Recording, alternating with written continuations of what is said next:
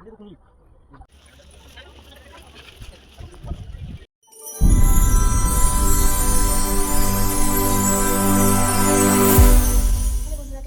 সবাই ভালো আছো, আমিও ভালো আছি। আমার চ্যানেলের নতুন একটা ভিডিওতে তোমাদের সবাইকে স্বাগত জানাই।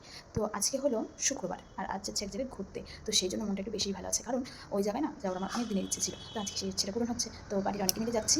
তো কোথায় যাচ্ছি, কেন যাচ্ছি, সব তোমাদের সাথে শেয়ার করবো। আর জায়গাটা কিন্তু খুব স্পেশাল, ঠিক আছে। তো সেই জায়গায় যাচ্ছি ঘুরতে। তো স্নান হয়ে গেছে, বাড়ির যা যা কাজ সেগুলো গোছানো হয়ে গেছে সবার।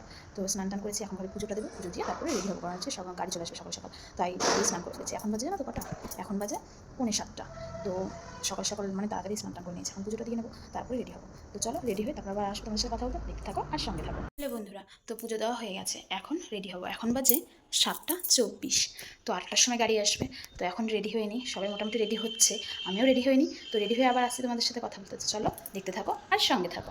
এই যে রেডি হয়ে গেছি, আমি আর মা বসে আছি, আর এই পাশে আছে ছোট কাকি। তো সবাই রেডি হয়ে গেছে।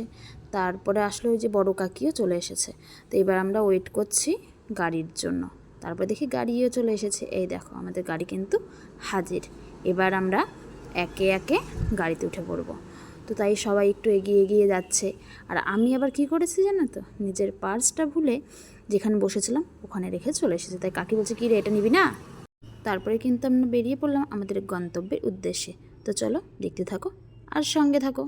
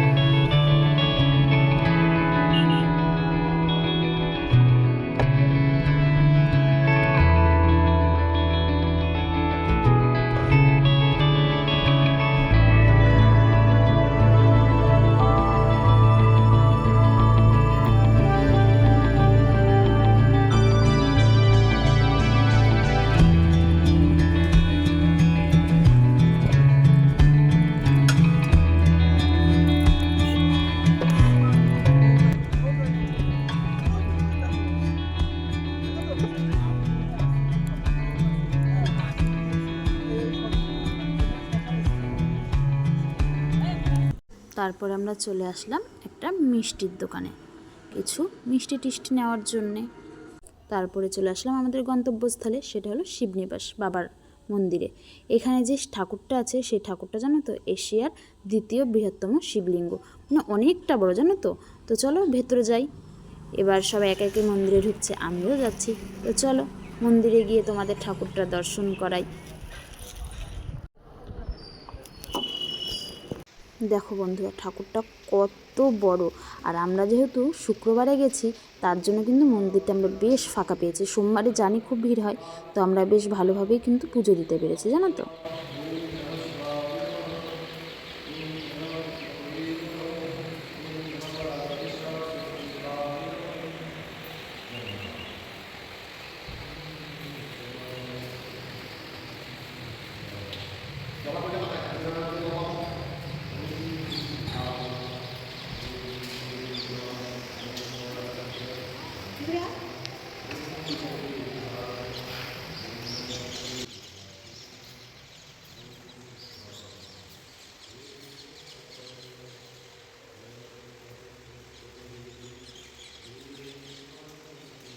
জানো তো বন্ধুরা, এই বাবার মাথায় জল ঢালতে গেলে কিন্তু ওই সিঁড়ি দিয়ে উঠতে হয়। মানে ঠাকুরটা এত বড় যে মানে যদি কেউ ভাবে যে আমি সিঁড়ি দিয়ে উঠবো না, আমি এমনিই দেবো, সে কিন্তু পারবে না।